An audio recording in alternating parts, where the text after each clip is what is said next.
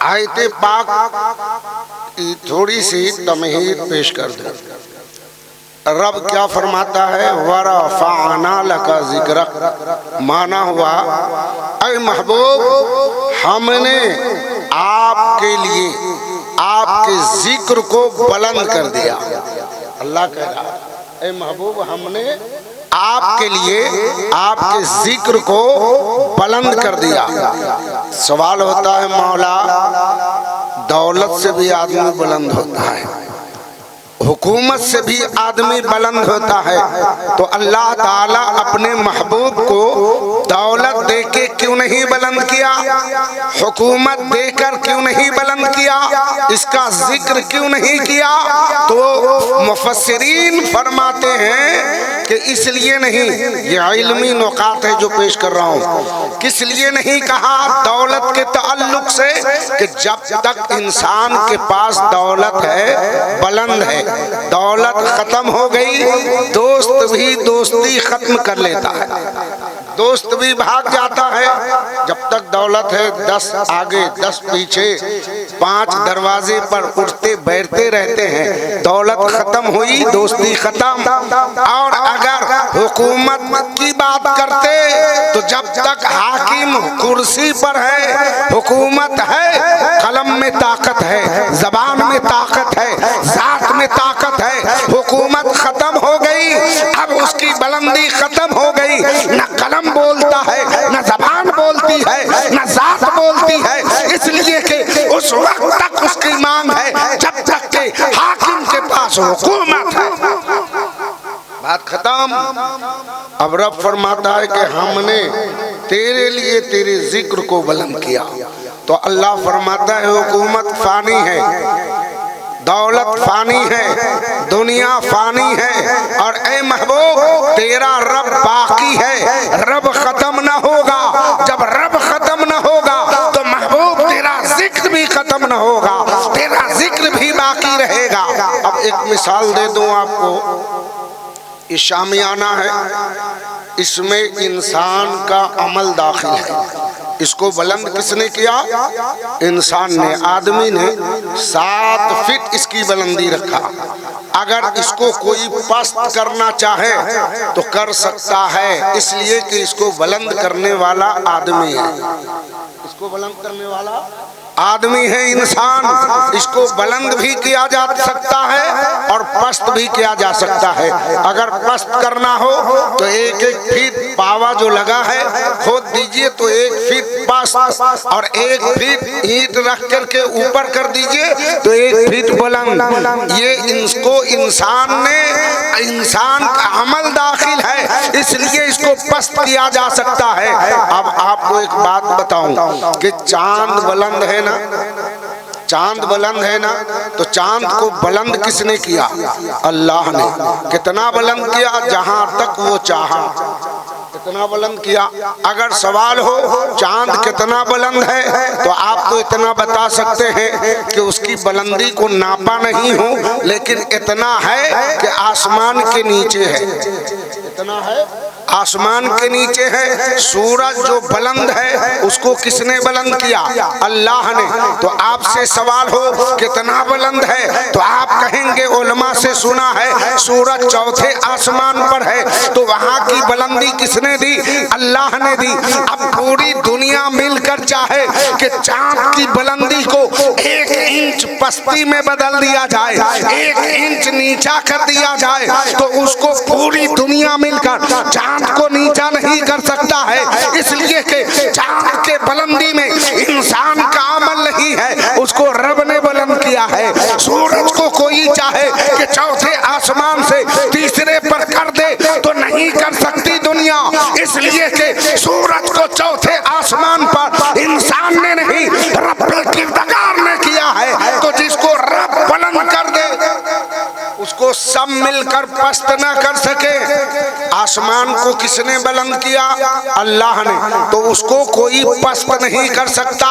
तो अंदाजा करें जो चांद मेरे मुस्तफा का सदका है, जो सूरज मेरे मुस्तफा के सदके में, जो आसमान मुस्तफा के सदके में रब उसे बुलंद कर दे तो ज़माना पस्त न कर सके। तो जिस मुस्तफा के जिक्र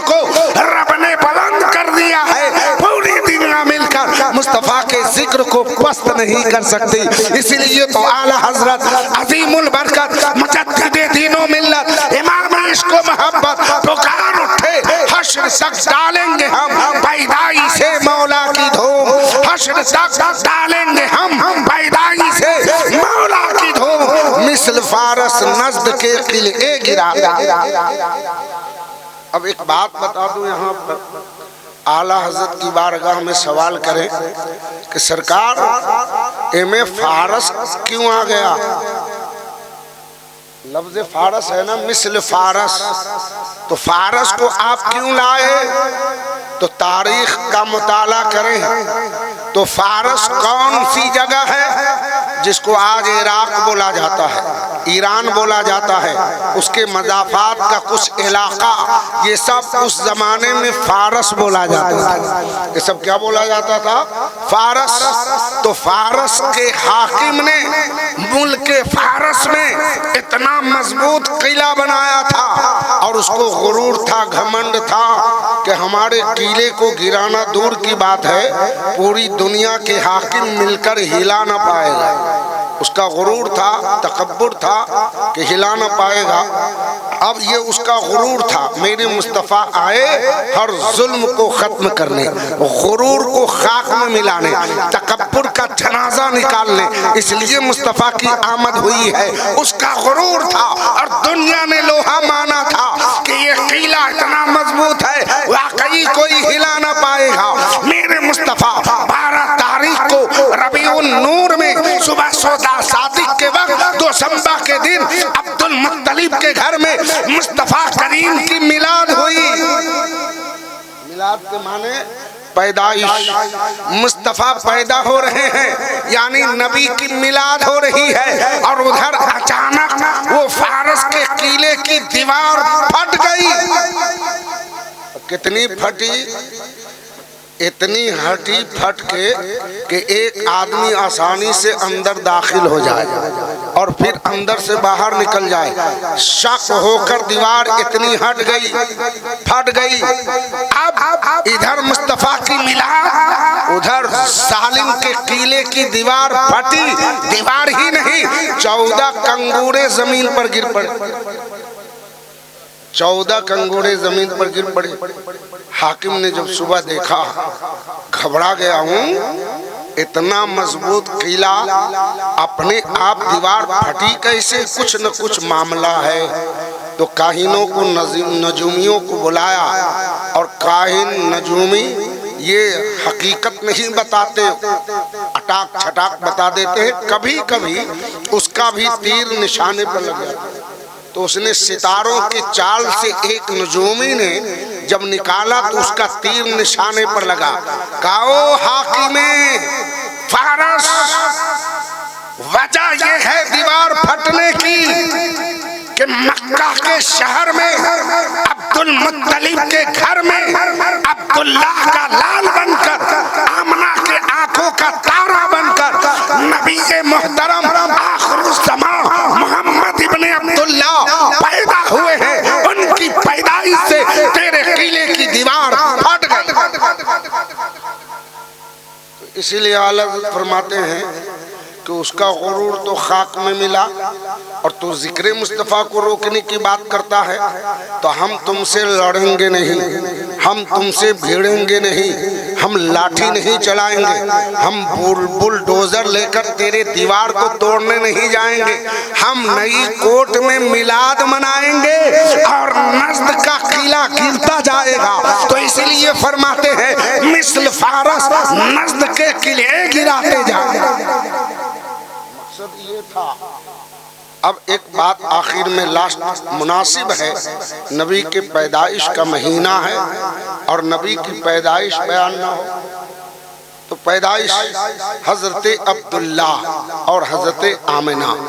ये आमिना कौन है? नबी की अम्मा। और हजरत अब्दुल्ला कौन है? मेरे मुस्तफ़ा के अब्बू। दोनों की शादी हुई तो हजरत आमना की उम्र 22 साल, हजरत अब्दुल्ला की उम्र 23 साल। न हुस्न में उनका जवाब, न हुस्न में इनका जवाब। आमना हुस्न में बेमिसाल, अब्दुल्ला हुस्न में बेमिसाल, इसलिए कि बेमिसाल पैगंबर के अब्बा और अम्मा हैं, इसलिए दोनों का मिसाल नहीं। अब उसके बाद शादी हुई, नूरे पाके मुस्तफा हजरत आमना के शिकमे पाक में करार पा गया।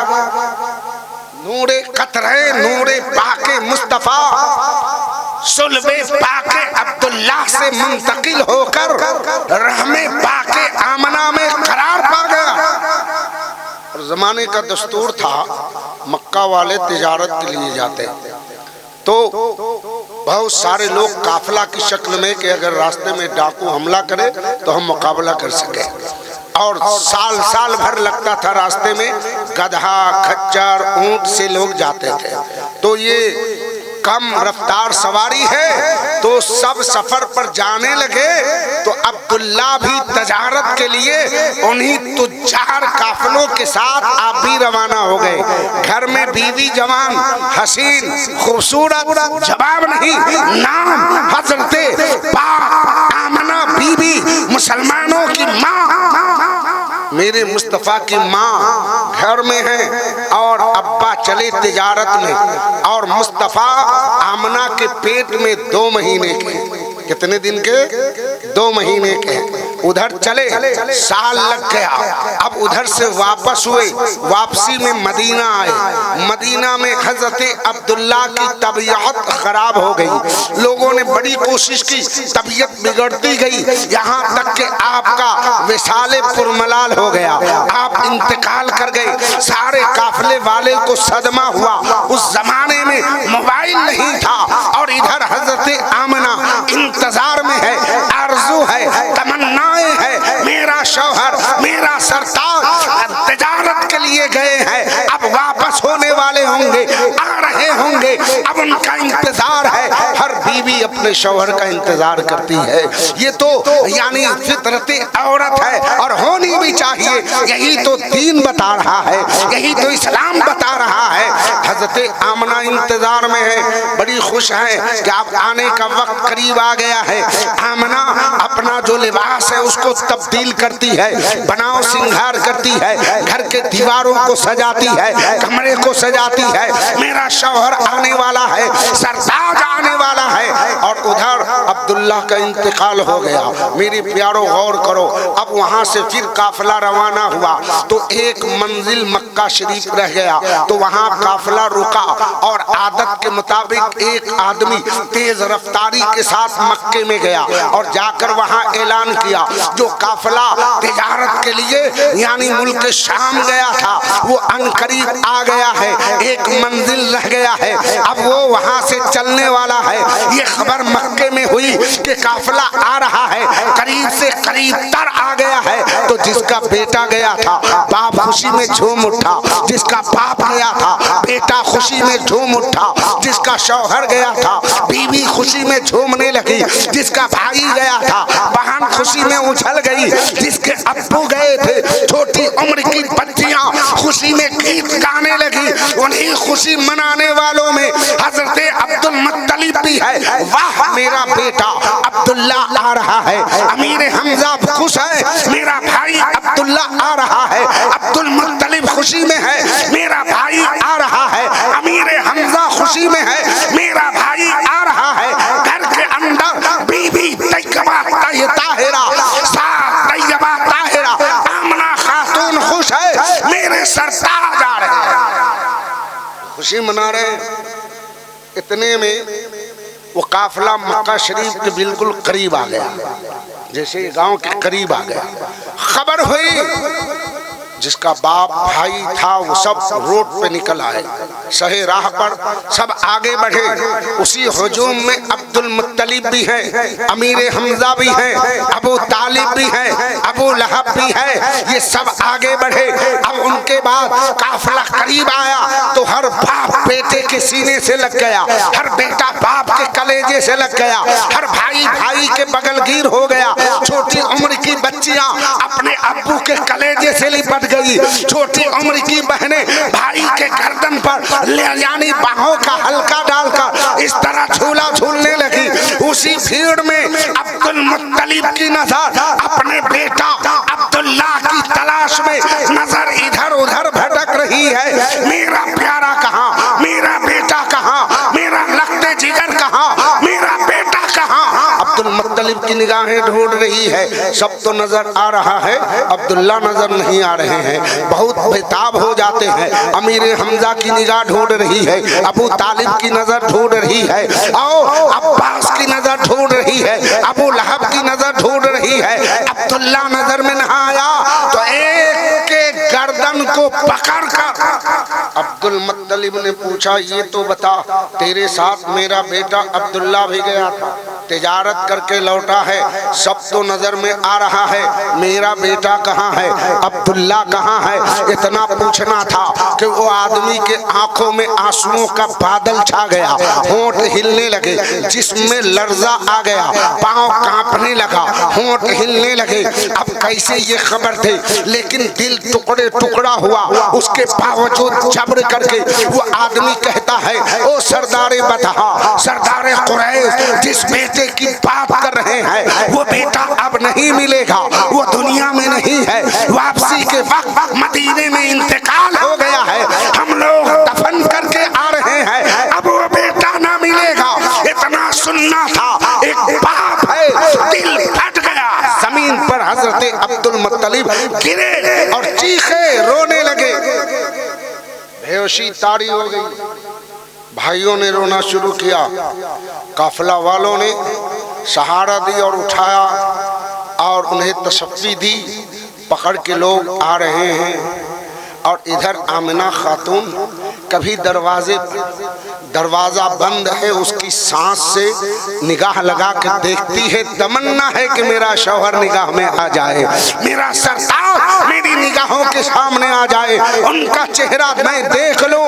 इस तरह उम्मीद के साथ, हजारों आरज़ुओं के साथ बीबी आमिना दरवाजे पर कभी अंदर, कभी दरवाजे पर, कभी अंदर, कभी दरवाजे पर आना जाना लगा है और ताक रही है, झांक रही है। उम्मीद है, खुशियों की किरण मुस्कुरा रही है, खुशियां उबाल पैदा कर रही है। हर बीवी अपने शौहर के आमद पर खुशी मनाती है।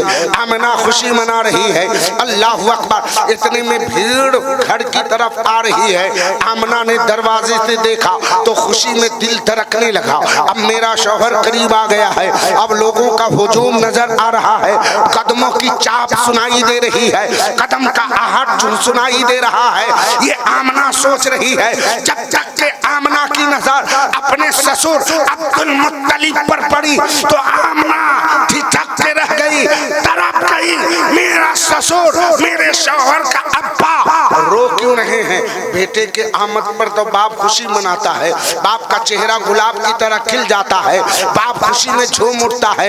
लेकिन मेरा ससुर रो क्यों रहा है? लोग उनको पकड़े क्यों है? उनके भाई रो रहे हैं। आमिना जैसे खुशी पर बिजली गिर पड़ी हो, खुशी में ग्रहण लग गया हो। आमिना ठिठक गई और दरवाजे के सामने गमगीन होकर एक टक लगाए उसी दरवाजे के सांस से हजरत अब्दुल्लाह के अब्बू हजरत अब्दुल मुत्तलिब को देखती रही। तब तक के अब्दुल मुत्तलिब दरवाजे पर आए, दस्तक दिया। जैसे दस्तक हुई, बीबी आमिना ने दरवाजा खोला। खोलने के बाद पूछती है, अब्बू हुजूर रोते क्यों हैं? हमारे शौहर कहाँ है? आपका बेटा कहाँ है? इतना सुनना था। अब्दुल मुत्तलिब ने कहा, बेटी जिसके इंतजार में हो ना, वो अब नहीं आने वाला, वो अब दुनिया में नहीं है, अब मुलाकात न होगी। तेरा शौहर दुनिया में नहीं रहा, अब वो दुनिया से इंतकाल कर गया है। आमिना अपने दुपट्टे के पल्लू को संभाल लो। अब तेरे आंखों से आंसू निकलेगा तो उस यानी आंसू को अपने दुपट्टे में जज्ब कर लेना, अब तेरा शौहर नहीं आएगा। जैसे ये कहा आमना गिर पड़ी। 22 साल की उम्र, 22 साल की उम्र है शौहर का चला जाना, और 2 महीने का नूर कतरे नूरे पाके मुस्तफ़ा आमना बीवी के शिकमे पाक में करार पा चुका, 2 महीने का। और शौहर के मौत की खबर जहाँ खुशियाँ थी, दरो दीवार सजाई थी, लिबास तब्दील की थी, आरज़ुओं के चराग को जलाई थी, तमन्नाओं की दीप को रोशन की थी, अब सुनती थी कि मेरा शौहर आएगा। अचानक मौत की खबर, आमना का दिल चाक हुआ, जमीन पर गिर पड़ी। खानदान की औरतों ने तशफ़ी दी, इत्मीनान दिलाई, लेकिन आमना बार बार होश में आती है, बेहोश हो जाती है, होश में लाया जाता बेहोश होती है, होश में लाया जाता बेहोश होती है, होश में लाया जाता बेहोश होती है। आमना का दिल टुकड़े टुकड़े हो गया, आमना फिलकने लगी, आमना तड़पने लगी, आमना रोने लगी, आंखों से आंसुओं का समंदर जारी हो गया। ऐसी असना में अब समझा जा रहा है कि आमना भी न बचेगी, दुनिया से चली जाएगी। इतने में रब का फजल हुआ, गैब से आवाज आई आमना के कान में, आमना रोना मत, आमना रोना मत, तेरे पेट में आम बच्चा नहीं, वो तेरे रब का महबूब है। वो रोने और रुलाने के लिए नहीं गया, वो रोती आंखों को मुस्कुराने के लिए भेजा गया है, हर दुख दर्द को खत्म करने के लिए भेजा है। आमना रोना मत। ये आवाज आमना के कान में आई तो करार आ गया, सुकून मिल गया, इत्मीनान आ गया। आमना उठ के बैठ गई और हकीकत में उस मुज़दे जाफ़िसा को सुनकर मुस्कुराने लगी और ख़ानदान की औरतों से कहा आप लोग इत्मीनान रखें, अब मैं कतई नहीं रोऊंगी, न गम करूंगी न फिक्र करूंगी, जो खालिक़े कायनात की मर्जी है उसी पर मैं राजी हूँ। आप लोग जाएं, मेरे पेट में उनकी अमानत तो है। आमना का बयान है, जब से नूरे पाके मुस्तफ़ा मेरे पेट में करार पाया, खुशबू ने हमारे घर में डेरा जमा लिया। मैं जिधर जिधर से गुजरती वो मोहल्ला गलियां खुशबू से मुअत्तर हो जाती। अल्लाह अल्लाह, अगर मैं गली से गुजर रही हूँ और जिसके मकान का दरवाज़ा होता, मकान के अंदर कोई बीमार होता, मेरे गुजरने की वजह से वो शिफा पा जाते, बीमार अच्छा हो जाता, इसलिए कि नूरे पाके मुस्तफ़ा मेरे पेट में आए। और आमना का बयान है, जब मैं कुएं पर जाती पानी भरने तो पानी गहरे कुएं के अंदर था, जब मैं जाती तो पानी ऊपर आ जाता। मैं कभी रस्सी न लगाती और बाल्टी से बोर कर पानी भर लेती। मक्के की औरतें जो खानदान वाली थी, बड़ी बूढ़ी, वो मुझसे कहने लगी बेटी आमना पानी भर के जाया न करो, जब तुम चली जाती हो तो पानी नीचे चला जाता है, बेटी रुक जाना, जब तक तू ठहरी रहोगी पानी ऊपर रहेगा, मैं भी आसानी से अपने लिए पानी भर लूंगी। अल्लाह अल्लाह, आमना रुक जाती, तमाम औरतें पानी भर लेती। आमना जब चली जाती तो पानी नीचे चला जाता। अल्लाह अकबर। एक दिन हजरत अब्दुल मुत्तलिब आए, अपनी बीबी यानी मुस्तफ़ा जाने रहमत की दादी से पूछा, मक्के में तस्करा चल रहा है, लोगों ने शिकायत किया है, कहा किस बात का? कहा यहाँ का दस्तूर है, जिसका शौहर मर जाए, इंतकाल कर जाए, औरत बेवा हो जाए, वो खुशबू नहीं लगाती, लेकिन लोगों ने मुझसे शिकायत किया है आमना इतनी तेज खुशबू का इस्तेमाल करती है कि मक्के में बड़े बड़े अमीरों को इतनी तेज खुशबू मयस्सर नहीं। बोल उठी मुस्तफ़ा की दादी, नहीं गलत। कहा है? कहा मैं गवाही देती हूँ कि मेरी बहू आमना कभी खुशबू खरीदी ही नहीं। कहा गवाही दे रही हो? अरे तेरी गवाही, अभी भी खुशबू कमरे से आ रही है। और तू गवाही दे रही खुशबू कमरे से आ रही है? तो कहती है कमरे से ही नहीं, दीवार भी महक रहा है, दरवाजा महक रहा है, चौखट महक रहे हैं, और ये दरो दीवार छते से खुशबू आ रही है। का अजीब तेरी गवाही है, मैंने तो कहा कमरे से, अब तो खुशबूदार दीवार को बना दी, दरवाजे को बना दी, छत को बना दी, तो फिर खुशबू आई कहाँ से? तो कहती है बता दो बता दो बता दो, जब से मेरे बेटे अब्दुल्ला का की अमानत उनके पेट में आया है, वो खुशबूदार हो गई है, महक रही है, खुशबू निकल रही है। अगर आपको यकीन नहीं तो चल के पूछ लीजिए, बहू भी बेटी होती है। अब्दुल मुत्तलिब अंदर गए, आमना शर्मा गई, चादर में लिपट गई। आपने कहा बेटी ऐसी ऐसी शिकायत आ रही है। आमना ने शर्माते हुए कहा अब्बू जान मैं नहीं चाहती थी कि बात को वाजे कर दूं, बात को जाहिर कर दूं, बात छुपी थी छुपी रहे। जब ऐसी बात आई है तो बता दो। उन लोगों ने जो आपसे शिकायत किया है, किसी की बहन ने भाई को बताया होगा, किसी की बीवी ने शौहर से कहा होगा, किसी की माँ ने बेटे से कहा होगा, किसी की बहन ने भाई से कहा होगा कि आमना महक रही है। लेकिन उन औरतों ने खुशबू की शिकायत तो कर दिया, लेकिन ये नहीं बताया कि मैं जब कुएं पर जाती हूँ तो वही औरतें कहती है आमना जाना मत, ठहर जाना ताकि पानी में भी भर लो। ये आप उसने तो मान लिया कि मैं मक्के के मार्केट से खुशबू खरीदी हूँ, लेकिन पानी पर हुकूमत किस मार्केट से खरीद, पानी की हुकूमत किस मार्केट से खरीद लाई? बस बात खत्म हो रही है, किस मार्केट से खरीद लाई? अब्दुल मुत्तलिब ने कहा मैं जान गया। बेटी खुश रहा, वो आम बच्चा नहीं है। चले गए। अब बात आगे बढ़ा के एक बात कह के ख़त्म कर दूं। वो बात ये है, मेरे मुस्तफ़ा पैदा हुए, हलीमा ले गई, ये सारा वाक़या बाकी है। हलीमा ले गई, 4 साल के जब हुए तो एक दिन जंगल में अब्दुल्ला जो नाम था वो माई हलीमा का बेटा था, उनके साथ जंगल गए थे। अब्दुल्ला रोता चीखता आया, अम्मी गजब हो गया। क्या हुआ बेटा? कहा मोहम्मदुर रसूलुल्लाह को किसी ने शहीद कर दिया। कहा रोती चिल्लाती भागती हलीमा पहुंची जंगल। जंगल तो मेरे मुस्तफ़ा मुस्कुरा रहे हैं। क्या बात है बेटा, क्या हुआ? चूमी। कहा कुछ नहीं, 2 नूरानी चेहरे वाले आए, इसी पर लिटा के सीना चीरा, दर्द न हुआ, खून न निकला, कुछ निकाला अंदर से, कुछ दाखिल किया और सिलाई कर दिया। मैं मुतमईन हो गया, आराम मिल गया। हलीमा घबरा गई, मोहल्ले में आई, सारे मर्द औरतों को बुलाई जिनकी अमानत है मक्का लेके जा रही हूँ, इनकी अम्मी और दादा को लौटाने। सबने कहा हलीमा लेके मत जाओ। कहा नहीं, अमानत है, देना होगा। बात न बताई, डर गई हलीमा। लेके जंगल पहुंची, एक कुआं के करीब एक औरत जारो कत्तार रो रही है। हलीमा करीब पहुंची, कही है औरत क्यों रोती हो, दर्द क्या है, तकलीफ क्या है, दुख क्या है? तो उस औरत ने कहा तुम कौन हो? मैं कौन हूँ, कहाँ से आई, कहाँ जाऊंगी, ये बात में पूछना, पहले अपना दर्द बता, दुख बता, मुसीबत बता, मैं उसकी दवा कर दूं, बाद में पूछ लेना। उसने कहा मेरे गोद में एक बच्चा था, मैं जा रही थी, प्यास लगी, इस कुएं के किनारे आई, मेरा बच्चा झांका मेरे गोद में, मैं संभल न पाई, उछला और संभाल न सकी, बच्चा कुएं में गिर गया, 1 घंटा से ऊपर हो गया, छोटा सा बच्चा था, पानी पी के मर गया होगा, इसीलिए रो रही हूँ, दुख यही है, मुसीबत यही है।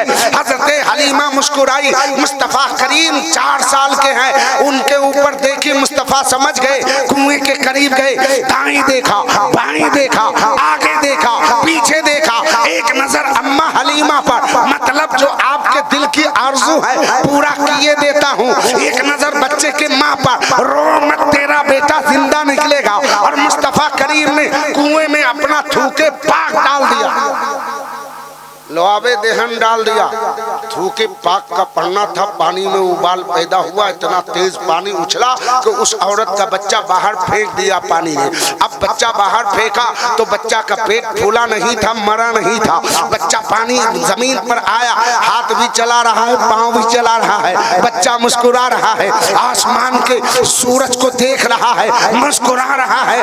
माँ की फितरत थी, पहले बच्चे के पास जाती, अम्मा बच्चे के पास नहीं, मुस्तफ़ा करीम के कदम पर गिरी, चूमी और फिर पलटकर हज़रत हलीमा के सीने से लगी। हलीमा इस जंगल में शहजादा लेकर टहल रही है या आसमान का फरिश्ता लेकर, क्या हुआ? तो उसने कहा थूक दे तो बच्चा बाहर।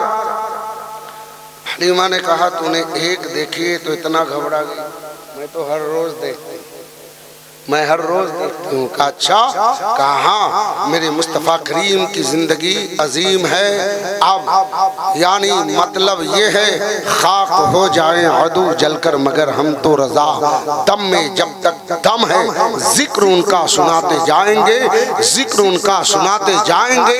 और आला हजरत फरमाते हैं हश्र तक डालेंगे हम पैदाइशे मौला की धूम, मिस्ल फारस नज़्द के किले गिराते जाएंगे, मिस्ल फारस नज़्द के किले गिराते जाएंगे। हम आशिके मुस्तफ़ा है, हमारे मुक़द्दर में मिलादे मुस्तफ़ा है। मेरे मुस्तफ़ा की आमद थी ज़मीन से लेकर अर्श तक, मलाइका मुकर्रमीन ने मुस्तफ़ा पर सलातो सलाम पेश कर रहे थे। ज़र्रातों ने, पेड़ पौधों ने, पत्तियों ने, लौह कलम ने, अर्शे बड़ी ने, आसमान के साथ तबकात, ज़मीन के साथ तबकात, शर्क़ो ग़र्ब, जुनूबो शिमाल, हर जानिब से मुस्तफ़ा के पैदाइश के वक्त सलातो सलाम की सदाएं बुलंद हो रही थी। या नबी सलाम अलैका, या रसूल अस्सलातु सलाम अलैका, या रसूल अल्लाह अस्सलातु सलाम अलैका, या नबी अल्लाह अस्सलातु सलाम अलैका, या हबीब अल्लाह। हर तरफ ये गूंज थी। आज हम परवाना मुस्तफ़ा है, दीवाना नबी है, उम्मते मुस्तफ़ा है, जो मुस्तफ़ा खैरुल वरा पैदाइश के वक्त मौत दुनियावी बज़ाहिर मौत के वक्त हम गुनहगार उम्मती को याद किया, इसलिए हम उम्मती मुस्तफ़ा की मिलाद मनाते हैं। और आखिर में मुस्तफ़ा के पैदाइश के वक्त जब हूर व मलाइका फरिश्ते सब सलातो सलाम पेश कर रहे थे, उसी सुन्नत पर अमल करते हुए आइए हम और आप भी खड़े होकर नबी की बारगाह में सलातो सलाम